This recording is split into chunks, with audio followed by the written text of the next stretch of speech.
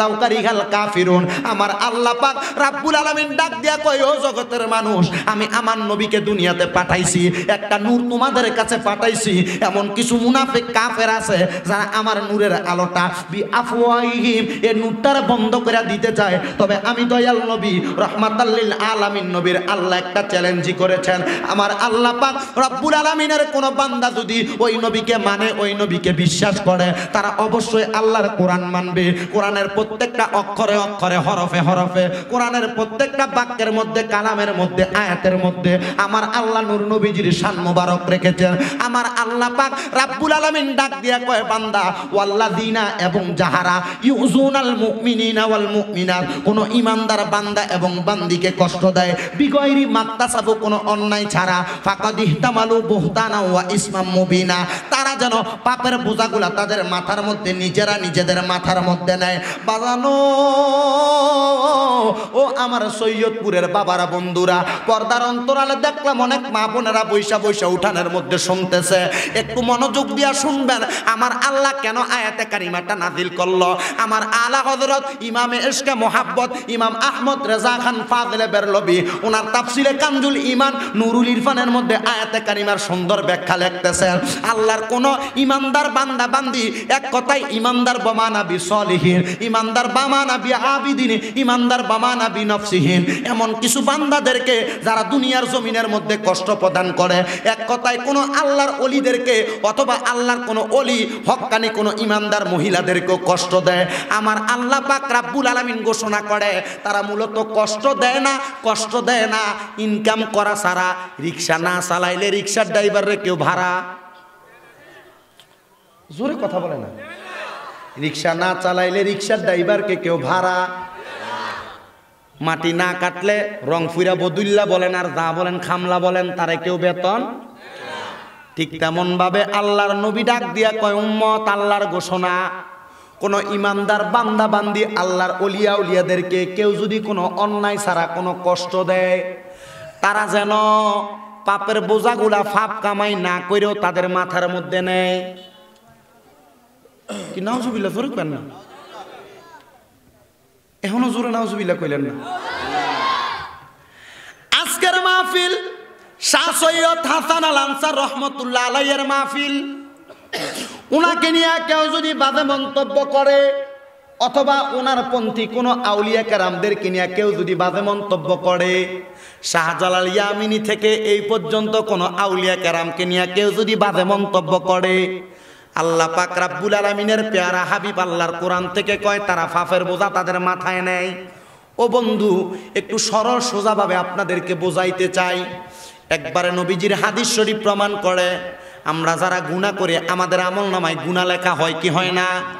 কিন্তু নবী কয় যারা গুনাহ করে আমল নামায় গুনাহ তো লেখা হয়, কিন্তু গুনাহ করার কারণে অনেক মানুষের জ্ঞান কমে যায়। জ্ঞান, এখানে অনেক কোরআনে হাফেজ আছে অথবা তালেবুল ইলম আছে, অনেক মুরব্বীরা আছেন, অনেক যুব সমাজ আছেন, পর্দার আড়ালে মা বোন আছেন। আল্লাহর নবীর হাদিস শরীফ বলতেছে গুনার কারণে, বেশি গুনাহ যারা করে, বেশি আর কম, গুনার কারণে এক নাম্বার মানুষের হায়াত কমে যায়। কি কমে? আপনারা জোরে কথা বলেন না কেন? এই গুনার কারণে কি কমে? বাবা তোমরা বলো, গুনার কারণে কি কমে? দুই নাম্বার, গুনার কারণে মানুষের এলেম কমে যায়। যারা শিক্ষার্থী আছেন, মাদ্রাসার ছাত্র, স্কুলের ছাত্র, যারা গুনাহ করে এদের এলেম কমে যায়, জ্ঞান কমে যায়। হযরতে ইমামে আযম ইমাম আবু হানিফা রহমতুল্লাহ আলাইহির জীবনী পড়তে যা পাইলাম, উনি লিখতেছেন শুধু গুনাহ নয়, ইমামে আযম আবু হানিফা বলতেছেন কেউ যদি তার এ বুকের কাপড় খোলা রাখে তার জ্ঞান কমে যায়। ওনার জীবনী পড়তে যে এভাবেও পাইছি যে উনি কোনো খোলা জায়গায় খালি ঘরের মধ্যে ইমামে আযম আবু হানিফা কখনো ওনার পাঞ্জাবি খালি গায়ে বসে নাই উনি। কি সুবহানাল্লাহ, জোরে বলেন। তাহলে এই কথার দ্বারা, আয়াতে কারিমার দ্বারা এতটুকু আমরা বোঝার দরকার যে আল্লাহ পাক রাব্বুল আলামিনের বান্দারা যদি বেশি গুনাহ করে তাদের হায়াত কমে যায়, এলেম কমে যায়, জ্ঞান কমে যায়, কামাই রুজির বরকত কমে যায়। ঠিক না? আমার ভাইয়েরা, বাবারা, বন্ধুরা, যেহেতু এতগুলা কাজ আমাদের ক্ষতি হয় গুনার কারণে, আমরা তাহলে গুনাহ করতে পারবো? যেহেতু আল্লাহর ওলির নাম হযরতে সৈয়দ হাসান আল আনসার, এ হাসান নামক একজন প্রখ্যাত ওলি আছেন, যিনার বাড়ি হচ্ছে বসরা নগরীতে, যার নাম হলো হযরতে হাসান বসরি রহমতুল্লাহ আলাই। ওনার অনেক ওয়াজ আপনারা শুনেছেন। তবে হযরতে হাসান বসরির জামানার মধ্যে একজন মা জননীর সবচাইতে বড় একটা খায়েশ ছিল, আশা ছিল, আমার যদি একটা সন্তান হয়, আমি ওই সন্তানটাকে একজন কোরআনে হাফেজ বানাবো। কি বানাবে? কোরআনে হাফেজ বানাবে। ওই মা জননী সন্তানটাকে কোরআনে হাফেজ বানাবে। সন্তানের বয়স 6 থেকে 7 বছর উপনীত হইল। হওয়ার পরে মা জননী ইন্তেকাল করার পরে এলাকার মানুষ সবাই জানে এ মহিলাটা বড় ভালো মহিলা, তার সন্তানকে সে একজন হাফেজে কোরআন বানাবে। তার মনের মধ্যে বড় আশা ছিল, কিন্তু পারে নাই। মহিলাটা মারা গেছে। আমরা এলাকাবাসী এ সন্তানটাকে ইরাকের বড় কোনো জায়গা অথবা বাগদাদ নগরী অথবা খোরাসান নগরী যে কোনো একটা বড় আলেমের কাছে নিয়ে দিব, যেন তাকে একজন আলেমে দিন বানাইয়া দেওয়া হয় অথবা একজন হাফেজে কোরআন বানাইয়া দেওয়া হয়। বাজান রে, ওই ছোট্ট ছেলেটাকে নিয়ে ইরাকের রাজধানীর মধ্যে নিয়ে দেওয়া হইল। ওই জায়গার একজন আলেম ছিল, যার নাম ছিল হযরতে আমর ইবনে আব্দুল্লাহ। উনি আলেম ছিল কথা সত্য, আলেম থাকার সত্ত্বেও ওনার একটা সমস্যা ছিল। ওনার চক্ষুর মধ্যে সামান্য পরিমাণ একটু পাপ কাজের লিপ্ততা ছিল। হুজুর দেখলে মনে করবেন না হুজুরটা বড় ভালা, পাগড়ি আছে, পাঞ্জাবি আছে, টুপি আছে, সব আছে। এত হুজুর কিন্তু বালা মানুষ না। কারণ আল্লাহর নবী হাদিস শরীফের মধ্যে কয়, উলামা উহুম শাররুম মান তাহতা আদামিস সামাই, কিয়ামতের আগে জমিনের মধ্যে সবচাইতে নিকৃষ্ট হইব হুজুররা। ইয়া রাসূলুল্লাহ, কেন এমন কথা বললেন জানতে চাই। এ বাবা, আপনারা সাধারণ মানুষের উপরে ওয়াজ ফালাইলাম না, সব ওয়াজের বিষয়টা আমরা হুজুররার উপরে নিয়ে নিলাম। আল্লাহর নবী বলছে কেন হুজুররা সবচাইতে খারাপ হবে শুনে নাও। ইয়া রাসূলুল্লাহ, কেন? আমার নবী কয়ে কেন শুনে নাও। তাখরুজুল ফিতনাতি, এ হুজুরদের মাধ্যমে সমাজে ফিতনা তৈরি হবে। অফিহিম তাগুদু, আবার কিছু কিছু হুজুর আইসা ফিতনাগুলা ছুটাইব। ওই জামানার মধ্যে আমর ইবনে আব্দুল্লাহ নামক লোকটা, উনি একজন বড় কোরআনে হাফেজ ছিলেন। ছোট বাচ্চাটারে যখন তার কাছে নিয়ে দেওয়া হইল, ছোট বাচ্চাটা কোরআনে হাফেজ হওয়ার জন্য ওই হুজুরের কাছে অনেক দিন পড়ালেখা করে। কিন্তু আব্দুল্লাহ ইবনে আমর, ওই ছোট বাচ্চাটার চেহারাটা একটু বেশি সুন্দর ছিল। সুন্দর থাকার কারণে ওনার চক্ষুটা একটু খারাপ নজর ছোট বাচ্চার দিকে গেল। ছোট বাচ্চার দিকে দেওয়ার পরে ওই ছোট বাচ্চাটার বয়স কিন্তু 7 বছর। ছোট বাচ্চার মা, উনি একজন আবেদা ছিল। ছোট বাচ্চাটার মা একজন বড় আলেমা ছিল। ছোট বাচ্চাটার মা জননী একজন বড় নেককার মহিলা ছিল। ও বন্ধু, কথায় কথায় আছে, মা বালা তো সন্তান বালা, গাই বালা তো দুধ বালা। কথা কোন এই কথাটা আছে না নাই প্রচলিত? ঠিক তেমন ভাবে ওই মাটা এমন মা জননী 7 বছর বয়সের সন্তানটাকে মা জননী ইন্তেকালের আগ পর্যন্ত অত্যন্ত সুন্দর আদর্শ দিয়া সন্তানকে বড় বানাইছে। ওই আমর ইবনে আব্দুল্লাহর যখন ওই ছোট বাচ্চাটার দিকে কুনজর পড়ল, কুনজর পড়ার পরে আমর ইবনে আব্দুল্লাহ ওই এলাকার সবচাইতে বড় হাফেজে কোরআন হওয়ার পরেও ছোট বাচ্চার দিকে যখন হিংস্রতার ভাব নিয়া খারাপ কর্মকাণ্ড করার জন্য, কুকাজ করার জন্য ছোট বাচ্চার দিকে আগাইল। ওই ছোট বাচ্চাটা ওই জায়গার মধ্যে থাকা অবস্থায় হঠাৎ করে কেমন জানি একটা লন্ডভন্ড আলাদা রকমের একটা ভাব ধরলেন। আমর ইবনে আব্দুল্লাহ বলে, ওই ছোট বাচ্চার যে গর্জন আমি দেখলাম, একটা সিংহর সামনে যদি একটা হরিণকে ছেড়ে দেওয়া হয়, সিংহটাও হরিণটাকে ঠিক এমন ভাবে ধরে না। আমি ছোট্ট বাচ্চার দিকে খারাপ নজর দেওয়ার পরে ছোট বাচ্চাটা আমার দিকে যেমন ভাবে গর্জন দিছে, আল্লাহর কসম আমি ছোট বাচ্চার পা গুলার মধ্যে ধরলাম। এই ছোট বাচ্চা আমার কাছে কোরআন পড়ার জন্য আসছে, কিন্তু আমি তার দিকে খারাপ নজর দিছি। আমি খারাপ নজর দেওয়ার পরে ছোট বাচ্চাটা একজন কামেলে মোকাম্মেল ফোলা, 7 বছরের মানুষ, তবে ছোট বাচ্চাটাও একজন নেককার বান্দা। আমি দেখার পরে ছোট বাচ্চাটার পা গুলার মধ্যে ধরলাম। বাবা রে, তোমার কদমে ধরলাম। তুমি যে এত পাওয়ারফুল ব্যক্তি আমি কিন্তু জানি না, তুমি কেন আমারে এমন কিছু করলা? তোমার কাছে মাপ চাই, তুমি আমারে ক্ষমা করে দাও। ছোট বাচ্চা একটু জিদের মতো কইরা রাগ কইরা ডাক দিয়া কয়, আপনার মতো আলেমের কাছে আমি পড়ব না। যে আলেম ছাত্রের সঙ্গে বন্ধুত্বপূর্ণ সম্পর্ক করতে পারে না, আপনার সঙ্গে আমি কেমন পড়ব? কেন কথাটা বললাম? আলোচনার ধারাবাহিকতার মধ্যে চলে আসতেছে, দেখবেন একটু মনোযোগের সাথে শুনলে।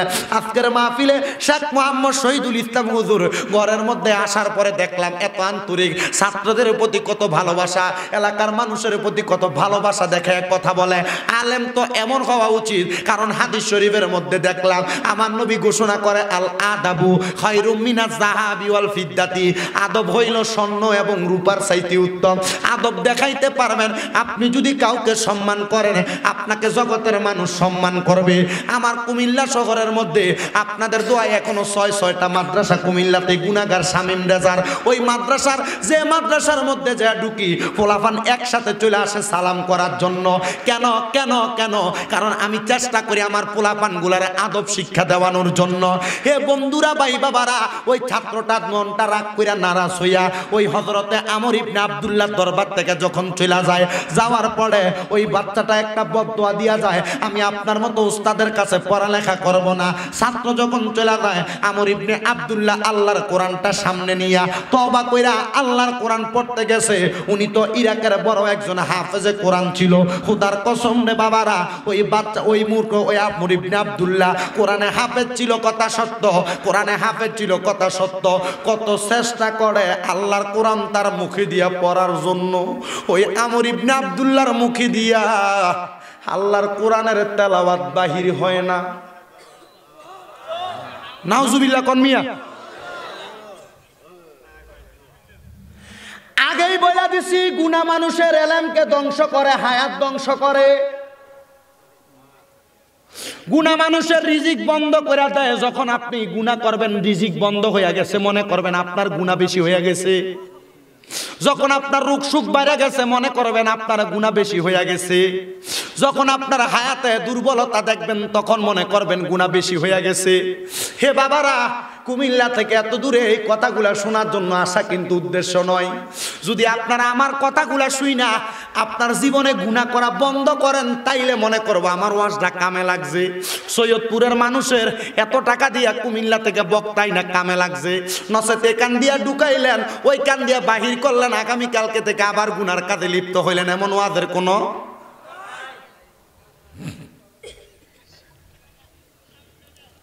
আমার ভাইয়েরা, বাবারা, বন্ধুরা, যখন উনি বারবার কোরআন তেলাওয়াত করতে চেষ্টা করে, ওনার মুখে দিয়া কোরআন তেলাওয়াত, সুরে বলো না, কোরআন তেলাওয়াত, আল্লাহর কোরআন খুলে আরে তাকে তাকে পড়ব দূরের কথা, কোরআন তেলাওয়াত তার মুখে দিয়ে আসে না।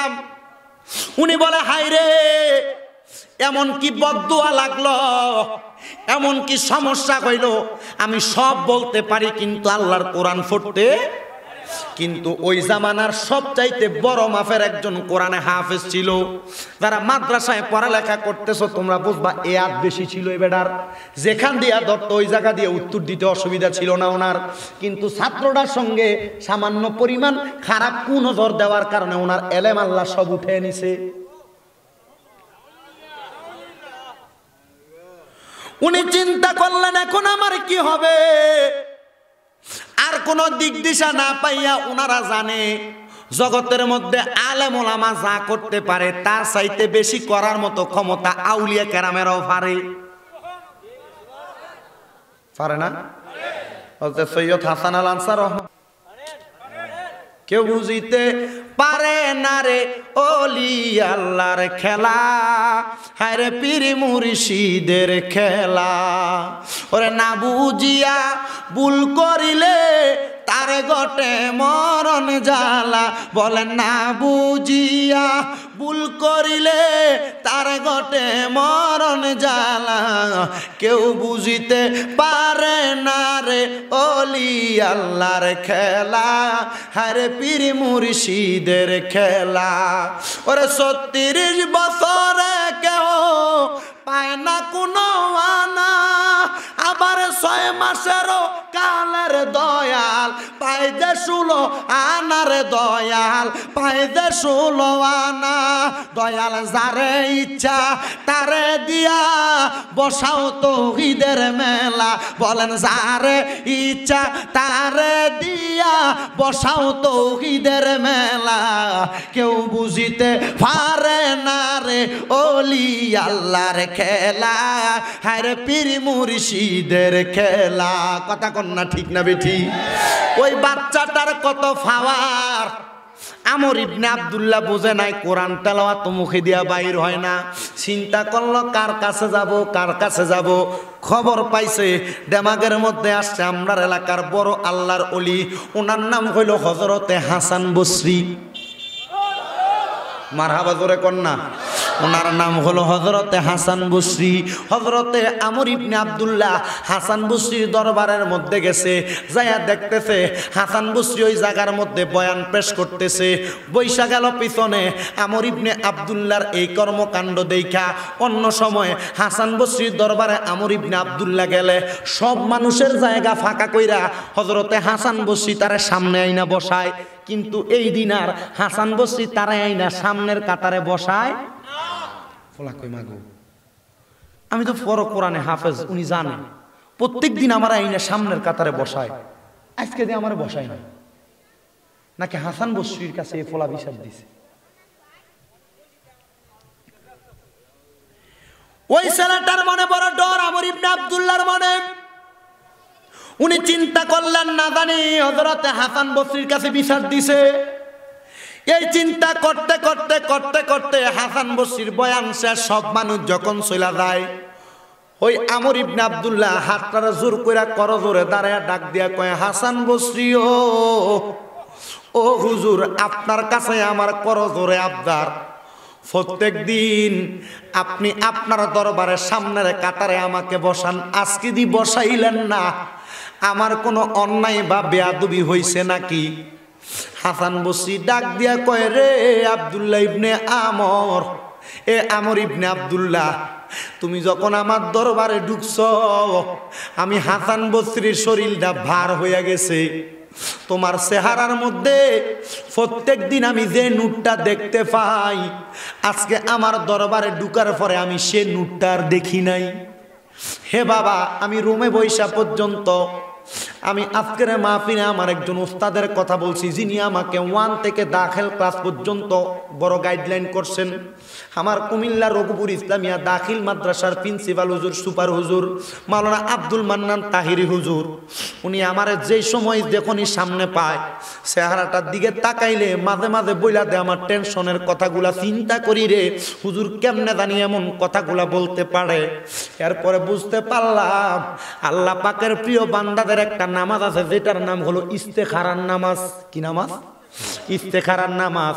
হুজুর ইস্তেখারা কইরা চোখটা বন্ধ করলে আপনার ব্যাপারে আমার ব্যাপারে অনেক কিছু বলতে পারে। ওই হুজুরের কথা চিন্তা করলাম। আমর ইবনে আব্দুল্লাহ ডাক দিয়া কই, হুজুর হাসান বসরি, এটা কেমন কথা বললেন? আমার চেহারার মধ্যে নূর নাই, এতদিন নূর ছিল, এই জন্য আপনি আমার সামনে বসাইছেন।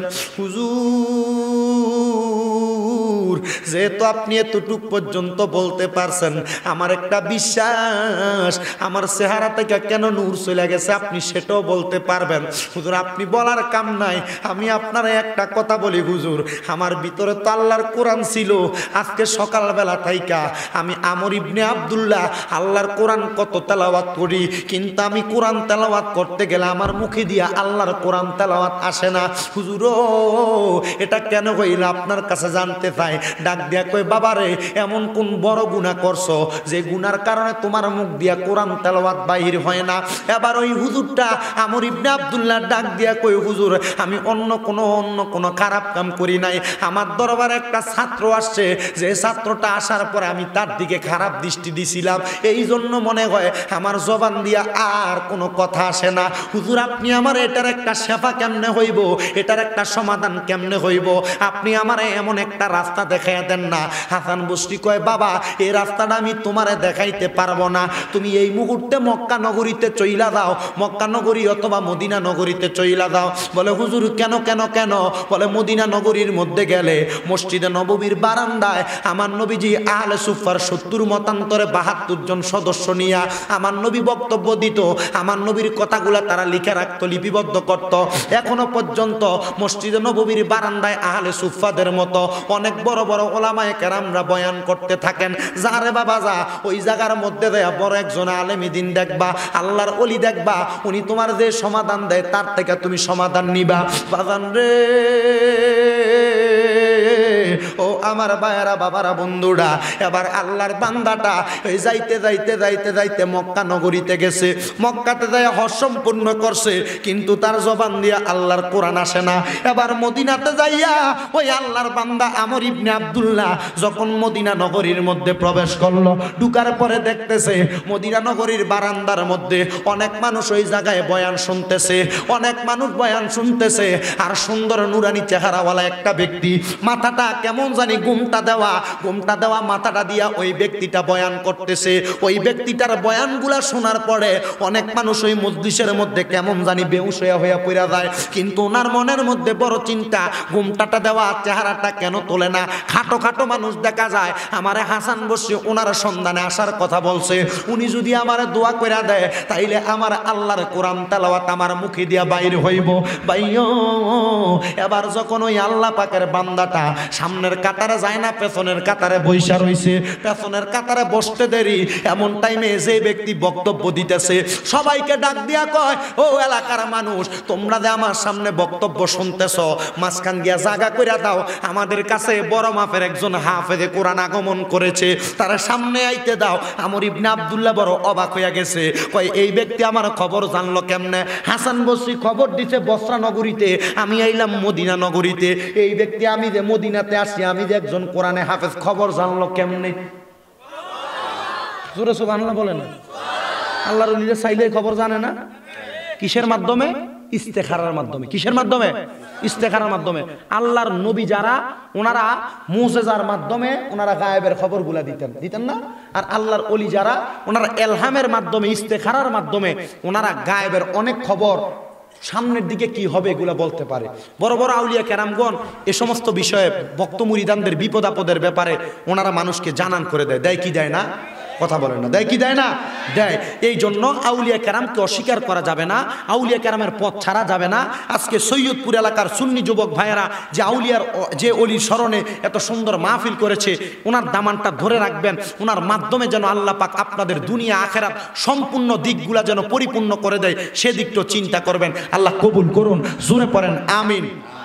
আমর ইবনে আব্দুল্লাহ উনি যখন মনে মনে চিন্তা কইরা উনি সামনের দিকে আবার যাচ্ছেন, সামনে যাইয়া বসছেন, অনেকভাবে চেষ্টা করে ঘুমটাওয়ালা মুখটা দেখার জন্য। আমর ইবনে আব্দুল্লাহ দেখতে পারে না। এবার যখন ওনার বয়ান করা শেষ হইয়া যায়, সকল মানুষ ওনার সামনে থেকে একজন একজন একজন একজন করে চলে যায়। যাওয়ার পরে রে বাবারা, আমর ইবনে আব্দুল্লাহ ওই লোকটার সামনে বইসা রইছেন। ডাক দিয়া কয়, হুজুর আমারে আপনার কাছে হাসান বসরি ফাটাইছে। উনি কয়, জানি। আপনি জানেন কেমনে? আপনার কাছে তো হাসান বসে আসে নাই, উনি তো এখনো বসরা নগরীতে। বলে এগুলা তোমারে বলা যাবে না, এগুলা জানার আরো কিছু মাধ্যম আছে। বলে ঠিক আছে হুজুর, জানলাম। বলে হুজুর আমি একটা খারাপ কর্মকাণ্ডে লিপ্ত হয়েছি, আমি গুনাহটা করি নাই, তবে অন্তরে গুনাহ করার নিয়ত করছি। নিয়ত করলে গুনাহ লেখা হইয়া যায়। কথা বুঝেন নাই? গুনাহ করবেন, মনে মনে চিন্তা করতেছেন, গুনাহ লেখা হয়ে যাবে। আবার সওয়াব করবেন, চিন্তা করতেছেন, করতে পারেন না, মরে গেছেন সওয়াবটা করার আগে। মনে মনে নিয়ত করতেছেন, আল্লাহ আমি আগামী বছর বাইচে থাকলে উমরা করবো অথবা হজ করবো, করতে পারেন না, মারা গেছেন, আমল নামে হজের সওয়াব। গুনাহ করবেন, নিয়ত করছেন মনে মনে, আরে রাস্তা দিয়ে যামু, খলাডি ফাইক্কা রইছে, তারা খাইটটা লই আইমুনি, শেষ গেছে, আমও গেছে গা, চালাও গেছে গা, সপ্তাহ দেয় বুঝি কিতা ভাই, ঠিক আছে নানি? আমার ভাইরা বাবারা বন্ধুরা গভীর মনোযোগ দিবেন। উনি বলে কি গুনাহ করছে এটাও জানি। আরে এটা কি কয়? কি গুনাহ করছেন আপনি এটাও জানেন? বলে হ্যাঁ জানি। বলে কেমন গুনাহ? বলে যে ছাত্রটা তোমার কাছে ইলমে দ্বীন শিখার জন্য গেছে, তুমি তার সঙ্গে আকাম করার চেষ্টা করছো। বলে হ্যাঁ হুজুর এটাই তো। হুজুর গুনাহ তো করি নাই, শুধু চিন্তা করছি করব। সামনের দিকে যাইতে দেরি ওই ছেলে যে হিংস্রতা দেখাইছে, আমি দেখার পরে আর তার সামনে যাইতে পারি নাই।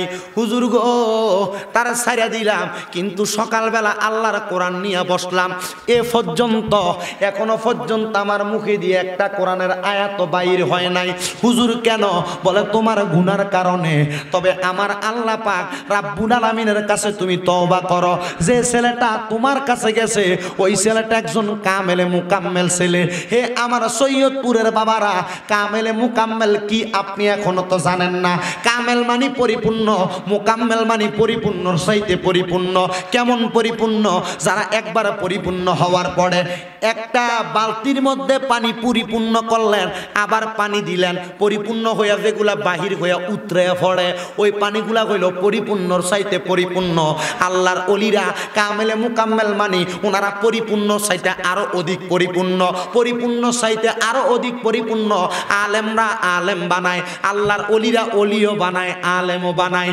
উনি ডাক দিয়া বলে, বাবা যে ছেলেটার সঙ্গে কাজটা করছেন আপনি তার মা বাবা সম্পর্কে কিছু জানেননি? হুজুর জানি না, তার মা বাবা কেমন কি করে আমি কিছুই জানি না। যেহেতু আপনি জানেন না, আপনারে আমি জানাইয়া দিতে চাই। বলে কি জানাইবেন? বলে ওই ছেলেটার মা এমন একজন মহিলা ছিল যে মহিলা চাইলে তার সন্তানকে আলেম বানাইতে পারত। বানাই নাই, বানাই নাই, বানাই নাই, কিন্তু ওই মহিলাটা দুনিয়ার জমিন থেকে ইন্তেকাল করছে। ওই মহিলার বড় নিয়ত ছিল ওনার সন্তান একজন আলেমে দিন হবে। বলে হ্যাঁ, আপনি দেখি সবে জানেন। ওই ছেলেটা আমারে এমন বদদুয়া দিছে, মনে হয় এই জন্য আমার গুনাহগুলা মাফ। হুজুর আমার গুনার কারণে আমার কোরআনটা আমার সিনা থেকে চলে গেছে। হুজুর আপনি আমার একটু দোয়া করে দেন না যেন আমার ভিতরে কোরআনটা চলে আসে। বলে বাবা তোমার ওযু আসেনি? বলে আছে। তুমি কি পারবা 2 রাকাত নামাজ পড়তে? বলে পারবো। বলে 2 রাকাত নামাজ পড়ো। ওই ব্যক্তি 2 রাকাত নামাজ পড়ছে। আল্লাহ পাকের বন্ধুটা ওনার মুখটা থেকে উনি বলে, বাবা তুমি আমলটা করো। হুজুর আপনার চেহারাই তো দেখলাম না, আমলটা করতাম কেমনে? এরে বাবা আমার চেহারা দেখা লাগবে না, চেহারা দিয়া কি করবা? তোমার আমল তো করার প্রয়োজন। আর তুমি যদি আমার চেহারা দেখো তোমার আমল করতে মন চাইতো না, ডরাইবা। হুজুর কি বলেন, ডরাইয়া যাবো? হ্যাঁ বাবা ডরাইয়া যাইবে। আপনি একটু 2টা রাকাত নামাজ পড়েন, তারপরে আমি আপনার কাছে আমার চেহারাটা দেখাইবো। ওই ব্যক্তিটারা 2 রাকাত নামাজ পড়াইয়া উনি ডাক দিয়া বলতেছেন, হুজুর 2 রাকাত নামাজ শেষ নি? বলে হ্যাঁ শেষ। বলে আবার আপনি আমার সাথে পড়েন, আউযু বিল্লাহি মিনাশ শাইতানির রাজিম পড়ল, পড়েন বিসমিল্লাহির রহমানির রহিম পড়ল, পড়েন সূরা কাফিরুন বলে পড়ল, পড়েন সূরা ইখলাস বলে পড়ল, পড়েন সূরা ফালাক বলে পড়ল, পড়েন সূরা নাস। এবার তিনি পড়ল 4টা কুল পড়ায়া ডাক দিয়া বলে আবার পড়েন 3 বার বিসমিল্লাহির রহমানির রহিম পড়ল, এবার পড়েন 3 বার সূরা ফাতিহা পড়ল। বলে হুজুর এতক্ষণ পড়তে পারেন নাই, এখন পারছেননি? বলে পারছি। বলে আমার কাছে আসছেন কেন? বলে কোরআন যেন ফিরে আসে আমার গুনার জন্য, প্রায়শ্চিত্ত করার জন্য। বলে প্রায়শ্চিত্ত করছেন, আর কোনোদিন গুনার কাছে যাইতেন না? বলে যাইতাম না। বলে আবার আমার চেহারা দেখতে চান? বলে হুজুর হ্যাঁ দেখতে চাই। উনি ওনার ঘুমটাটা উঠাইয়া চেহারাটা দেখায়। আমর ইবনে আব্দুল্লাহ কয়, যে ফুলার লগে আমি আকাম করতে চাইছি, আমি আইয়া দেখি মদিনাতে এই ফুলা বড় বড় হুজুররারে ফরায়। বুঝছো তুমি? বুঝছো? বলে যে ফুলার লগে আমি খারাপ কর্মকাণ্ডে লিপ্ত হইতে গেলাম, মদিনাতে আইসা দেখি এই ফুলাই বড় বড় হুজুরের ফরায়। কি সুবহানাল্লাহ! আর জোরে কন্যা সুবহানাল্লাহ। হুজুর বুঝলাম না, ক্ষমা করবেন, আপনি এই জায়গায় এই মাকামে কিভাবে আসলেন? বলে আমার এই মাকামে আসা, এই স্থানে আসা অন্য কোনো কারণ নয়। আমার এই মাকামে আসার কারণ আমার ভিতরে ইয়া আইয়ুহাল্লাযীনা আমানুত্তাকুল্লাহা ওয়াল তানজুর নাফসুম মা কদ্দামাত লিগাদিউ ওয়াত্তাকুল্লাহা ইন্নাল্লাহা খাবীরুম বিমা তা'মালুন। আমার অন্তরের সব খবর আমি আমার মুনিবরে দিয়া দিছি। আমি অন্তরে তাকওয়া অর্জন করছি, এমন তাকওয়া অর্জন করছি যারা বেশি তাকওয়া অর্জন করে তাদের অন্তরের সব খবর আমার আল্লাহ জানে। আপনার দরবার থেকে বাইরে হইয়া আমি যখন আমার অন্তরে ভয় ধারণ করলাম, আপনার দরবার থেকে চলে আসলাম, খারাপ কাজের সাথে লিপ্ত হইলাম না, আমার আল্লাহ আমার অন্তরের খবর যাই না। আমার মধ্যে এমন কিছু এলাম জারি করে দিছে, আমি যখনই মানুষের সামনে কথা বলি হাজার হাজার মানুষ থাকে, ওই মানুষগুলা আমার কথা শুই না বেহুশ হইয়া পড়া যায়। আমার কথা শুইনা বেহুশ হইয়া পড়া যায়। বলে কেন রে? বলে এটার অন্য কোনো কারণ নয়, আমার মা আমার বয়স যখন 7 বছর ছিল আমি সন্তানকে তাহাজ্জুদের নামাজ পইরা পইরা দোয়া করছে। আমি আমার আলোচনার প্রারম্ভিকায় একটা আয়াত তেলাওয়াত করেছি, ওয়া মিনাল লাইলি ফাতাহাজ্জাত বিহি নাফিলাতাল লাকা আসা আইয়াবাসাকা রাব্বুকা মাকামাম মাহমুদা। আমার আল্লাহ কয় বন্ধু নবী, ওয়া মিনাল লাইলি ফাতাহাজ্জাত বিহি, আপনি রাতের কিছু অংশে তাহাজ্জুদের নামাজ আদায় করেন। কেন কেন কেন? নাফিলাতাল লাকা আসা, আপনি যদি তাহাজ্জুদের নামাজ আদায় করেন, আইয়াবাসাকা রাব্বুকা মাকামাম মাহমুদা, আপনি আমার আল্লাহর কাছে যা চাইবেন আমার আল্লাহ অতি সত্বর আপনাকে মাকামে মাহমুদ প্রশংসার জায়গা দান করব। আমার নবী চোখ মুবারকের পানিগুলা ছেড়ে দিয়া কান্দে। আমার আল্লাহ পাক রব্বুল আলামিন জিজ্ঞাসা করে বন্ধু আপনি কেন কান্দেন? আপনাকে উপহারের কথা বললাম। আল্লাহর নবী কয় আল্লাহ আমার তাহাজ্জুদের নামাজের কথা বললেন, কিন্তু আমার উম্মত তো আখির জামানায় আইসা আমি নবী যে মাকামে মাহমুদ পাওয়ার জন্য তাহাজ্জুদরা পড়ব, আমার উম্মত তো সম্মানের জন্য তাহাজ্জুদের নামাজ পড়ব। ও আল্লাহ আমার উম্মত তাহাজ্জুদের নামাজ পড়লে আমার উম্মতের আপনি কি দিবেন? কিটা সুবহানাল্লাহ না তো চিন্তা করছেন আপনারা? নবীকে আল্লাহ বলছে নাফিলাতাল লাকা আসা, এটা আপনার জন্য খাস। তবে আইয়াবাসাকা রাব্বুকা মাকামাম মাহমুদা, আপনি যদি এটা পড়েন আপনারা আল্লাহ অতি সত্বর মাকামে মাহমুদ দিব। নবী আল্লাহর জি আল্লাহ আমি তো ফয়রা চলে গেলাম রওজা মোবারকে, কিন্তু আমার উম্মত তো আখিরি জামানায় এসে আমি নবী যে নামাজটা পড়ছি এটা পড়বো। আল্লাহ আমার উম্মত পড়লে আপনি আমার উম্মতকে কি দিবেন? জোরে কইলেন না সুবহানাল্লাহ। আল্লাহ পাক রব্বুল আলামিন জিবরাইল কোন নবীরে নামাজ দিলাম, এই নবী যে উম্মতের লেগে চাই খালি আবার হাদিসে কুদসি নাযিল হয়ে গেছে লগে লগে। জিবরাইল, যে হাদিসের নাম হাদিসে জিবরাইলও বলা হয়, জিবরাইল আলাইহিস সালাতু ওয়াস সালাম কয় নবী আপনার উম্মত তাহাজ্জুদের নামাজ পড়া যা চাইবো তা দিন। এই বিদেশ যাইতে পারে না অনেকে আছে না, অনেকে আছে না ব্যবসা করে বরকত হয় না, অনেক মহিলারা আছে না মা বোন গর্ভে সন্তান আসে না, ঘরে জামাই খামাই রুজির মধ্যে বরকত হয় না। বেশি দিন দিলাম না, মাত্র 40 দিন হাদিস শরীফ আসছে 40 দিন তাহাজ্জুদের নামাজ পড়বেন। মনোযোগ, 40 দিন তাহাজ্জুদের নামাজ পড়লে যা চাইবেন তা পাইবেন। তবে চাওয়াটা কিন্তু হক হালাল হইতে হইব। তবে 40 দিনের ভিতরে কোনো হারাম খাওয়ান যাইতো না। মারাবা কইতেন না হুজুর, কষ্ট দিতেছেন আপনারা? বরকত চান তো সেজদার মধ্যে অবনত হয়ে যান। কখনো তোমাকে যদি বলি হেদায়াতের আলো দিয়ে নিয় কাছে তুলি, দয়া কর মায়া কর, দয়া কর মায়া কর, ওগো দয়াময় তুমি রহমান তুমি মেহেরবান। ঠিক না বেঠি? হে আমার সৈয়দপুরের বাবারা বন্ধুরা, কেন তাহাজ্জুদের নামাজের কথা বললাম? বিপদ থাকুক, অভাব থাকুক, অনটন থাকুক, মুসিবত থাকুক, সব আমার আল্লাহ দূর করে দিবে শুধু একমাত্র তাহাজ্জুদের নামাজের মাধ্যমে। ওই ছেলেটা ডাক দিয়া কই হুজুর আমি তাহাজ্জুদের নামাজ আদায় করেছি, নামাজ আদায় করার পরে আমি আমার মা জননীর কথা স্মরণ করেছি, স্মরণ করতে করতে করতে করতে গো আমার মা জননী আমি সন্তানকে এমন একটা জিজ্ঞাসা দিয়া দিছে, সন্তান রে তুমি এলমে তাসাউফের মাধ্যমে অনেক এলেম অর্জন করেছো, এই এলেম দ্বারা তুমি সমাজের মধ্যে সুন্দর করে আল্লাহ এবং তার রাসূলকে দুনিয়া এবং আখেরাতের মধ্যে উত্তম জিনিস পাইবা। হুজুর আমি তাহাজ্জুদের নামাজ পড়ার পরে আমি দেখলাম গো আমার মা জননী একটা জায়গার মধ্যে আরাম করে বইসা রইছে। আমি জিজ্ঞাসা করলাম মা গো মা আপনি এই জায়গার মধ্যে কেন কেন আরাম করে বসে আছেন? আরাম করে বসে থাকার কারণটা কি জানতে চাই। আমার মা আমি সন্তানকে বলছে রে বাবা আরাম করে বসে থাকার কারণ হইল একটা। ও মা কি গো? বলে তুমি সন্তানদের এলেম শিক্ষা গ্রহণ করার জন্য হক্কানি আলেমে দিন হওয়ার জন্য চেষ্টা করো। আমি মা আলেমা ছিলাম না, আমি মা বড় সলেহা ছিলাম, আমার এলেম কালাম আমল বেশি ছিল, কিন্তু তুমি ফুতে আমল করার কারণে আমার আল্লাহ পাক আমি মার কবরটাকে জান্নাত বানিয়ে দিছি।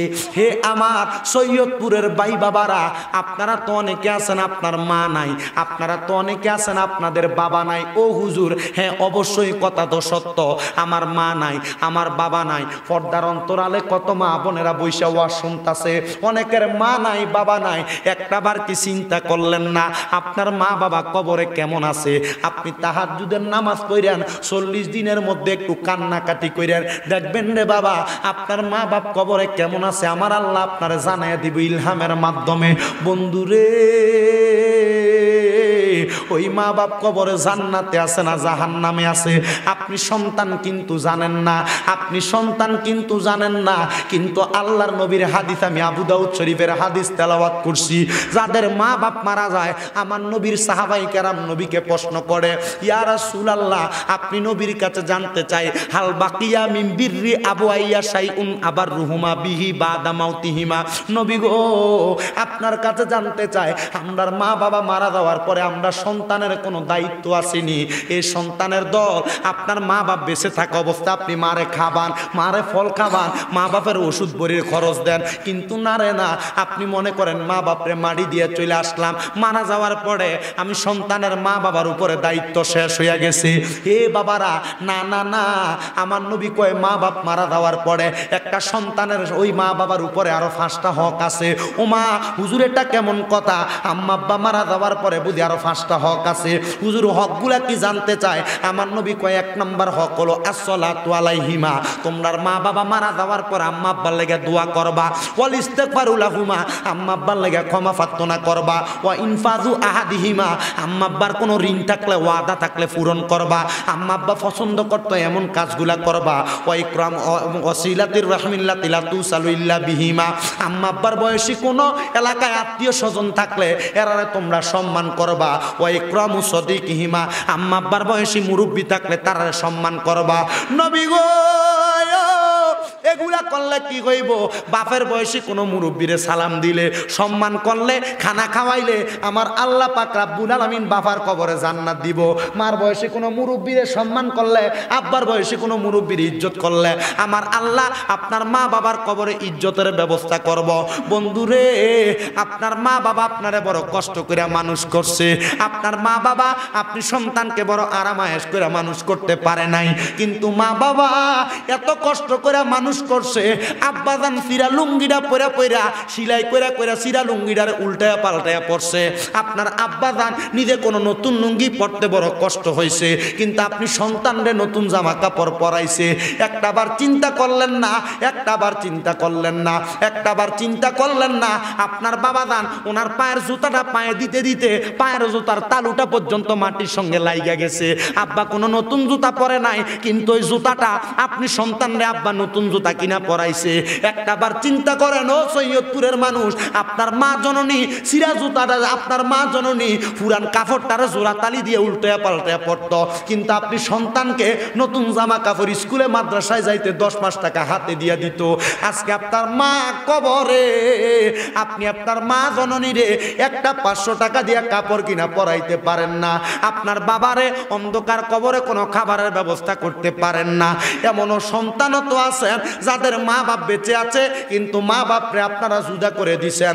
মা এই ঘরে এক বেলা খায়, ওই ঘরে এক বেলা খায়, ওই ঘরে এক বেলা খায়, অথবা মা বাবা এক সপ্তাহ এই ভাইয়ের ঘরে খায়, এক সপ্তাহ ওই ভাইয়ের ঘরে খায়, এক সপ্তাহ ওই ভাইয়ের ঘরে খায়। এ সন্তান, আপনি কেন আপনার মা বাপরে এমন অবস্থা করলেন? বুইলা গেছেন রে সন্তান, আপনার মা আপনার বাবা আপনার জন্য কত কষ্ট করছে। ঘরের মধ্যে যদি এক টুকরা মাছ আমার মা জননী রান্না করত, এক টুকরা আপনার বাবা খাইতো, এক টুকরা আপনি সন্তান খাইতেন, মার মাছের টুকরাটা আমার আইকা দিত, আমার ফুতে রাত্রবেলা মজা করে খানা খাইবো। আজকে আপনার এমন মা কবরে, কিন্তু ওই মা জননীরা আপনি অনেকে আছেন মা বাবারে জুদা করে দিয়া রাখছেন। এ সন্তান, আপনার মা বাপ যেদিন মারা যাইব, ওই মা বাপরে খাওয়ানোর মতো আপনার কোনো সুযোগ থাকবে না। আল্লাহর দোহাই লাগে কোনো সন্তান যদি এমন করে থাকো, দাও তোমার পাওটা আমার সামনে দাও, আমি আমার জিহ্বা দিয়া তোমার পাওটা পরিষ্কার করে দিমু।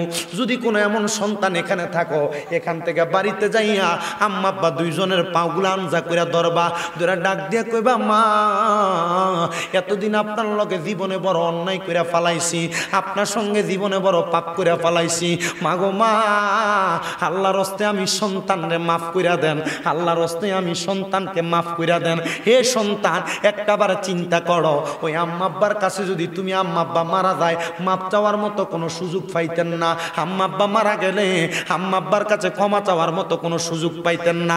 একটাবার চিন্তা করে দেখেন, আম্মা আব্বার কাছে মাপ চাইতে আপনার শরম লাগে, হুজুর মাপ চামু কেমনে? আল্লাহর নবী কয়ে শুধু মাপ চাওয়া নয়, মাঝে মাঝে সুযোগ পাইলে আম্মা আব্বার পায়ের মধ্যে সুমা দিবা। নবী গো, আমরা সুমা দিমু দূরের কথা, দুই ঈদের মধ্যে মা বাবার পায়ে ধরে সালাম করতে আমি সন্তানের কষ্ট হয়। বন্ধুরে, কষ্ট হইলে কি হবে? মা বাবার পায়ে ধরলে সন্তান ছোট হইয়া যায় না, আম্মা আব্বার পায়ে ধরে সালাম করলে সন্তান ছোট হইয়া যায় না। সুযোগ যখনই পাও আম্মা আব্বার পাগুলো আন্দা কইরা দইরা মাপ চাইবা, দেখবা তোমার মা তোমার বাবা তুমি যখন মাপ চাও চোখের পানি ফালাইয়া কান্দে। কি গো মা, আপনি কেন কান্দেন? কি আব্বা জান আপনি কেন কান্দেন? জিজ্ঞাসা করলে দেখবেন মা বাপ দুইজন উত্তর দেয়, বাবা কেন কান্দি জানো? আমি মা বাবা এতদিন কষ্ট পাইছিলাম, তুমি বড় কষ্টে রাখছো, এখন মাপ চাইছো, আমি মা বাবার কলিজা ঠান্ডা হইয়া গেছে। বাজান রে, কষ্ট পাইছ, কষ্ট পাইছ, এখন মার কলিজাটা ঠান্ডা। এতদিন পর্যন্ত আমি মা কষ্ট পাইয়া কান্দতাম, এখন কষ্টে কান্দি না, এখন আমি মা জননী সুখে কান্দি। অনেক সন্তান আছেন বাড়িতে যে মা বাবার পায়ে ধরে মাপ চাইবেন কেমনে চিন্তা করেন। হুজুর যাদের বাড়িতে মা আছে তারাই না বাড়িতে যায় মার পায়ে ধরে মাপ চাইব। আমার বাড়িতে মা নাই, আমি বাড়ি যে কার পায়ে ধরে মাপ চামু? হুজুর যাদের বাড়িতে বাবা আছে তারা বাড়ি যে বাবার পায়ে ধরে মাপ চাইব। আমার যে বাবা নাই, আমি বাড়ি যে কার পায়ে ধরে মাপ চামু? এ সন্তান যাদের মা বাবা কবরে, একটু চিন্তা কইরো না। আল্লাহর নবী কয়, মা বাপ মারা যাওয়ার পরে কোনো সন্তান যদি আল্লাহর দরবারে হাতরা বাড়াইয়া কয়, রব্বির হামহুমা কামা রব্বায়ানি সগীরা ওয়া কুর রব্বির হামহুমা কামা রব্বায়ানি সগীরা, এ দোয়াটা করতে দেরি আমার আল্লাহ তার মা বাবার জীবনের গুনাহ মাফ করতে দেরি হয় না। চোখের পানি মাটিতে পড়ার আগে আমার আল্লাহ তার মা বাবার জীবনের গুনাহ মাফ করে দেয়। হে আমার হবিগঞ্জের সৈয়দপুরের বাবারা, অনেকের মা নাই, অনেকের বাবা নাই। আপনার মা আপনার বাবা আপনার অনেক জায়গা জমি দিয়া গেছে, ওই জায়গা জমির মধ্যে আপনি থাকতেছেন, বাড়ি ঘরে আপনি থাকতেছেন, আপনার কি চিন্তা হয় না আপনার মা বাবা বেঁচে থাকলে আপনি যদি মা বাবার পেছনে মাসে 1000 টাকা খরচ করতেন, আপনার বছরে 12,000 টাকা মা বাবার পেছনে খরচ হইতো। এ সন্তানের দল, এমন মা বাপ যদি কবরে যায় থাকে, আজকের মাহফিল এই 9তম মাহফিল হচ্ছে, আগামী বছরও মাহফিলটা হবে। একটা সন্তান যদি থাকো, মুনাজাত হবে, দোয়া হবে আপনাদের জন্য, আলেম ওলামারা দোয়া করবে, আখিরি মুনাজাতের মধ্যে সবার জন্য দোয়া হবে। একটা সন্তান আসেননি, আগামী বছরে মাহফিলটার মধ্যে 10,000 টাকা দেওয়ার মতো, হুজুর আমার মা বাবার জন্য আমি দোয়া চাই, এখন নয় আগামী বছর আমি আমার মা বাবার জন্য দোয়া চাইয়া 10,000 টাকা দান করব, তার জন্য খাস করে দোয়া করা হবে। একজন বলবেন 10,000 টাকা দেওয়ার মতো? আপনার নাম কি? বাড়ি কই? সৈয়দপুর? নারে তাকবীর, নারে তাকবীর, নারে রিসালাত। আল্লাহ কবুল করো, মঞ্জুর করো। আমার ভাই হালাল মিয়া উনি দান করবে 10,000 টাকা, জোরে বলি মারহাবা। আল্লাহ কবুল করো, মঞ্জুর করো। আমার হেলাল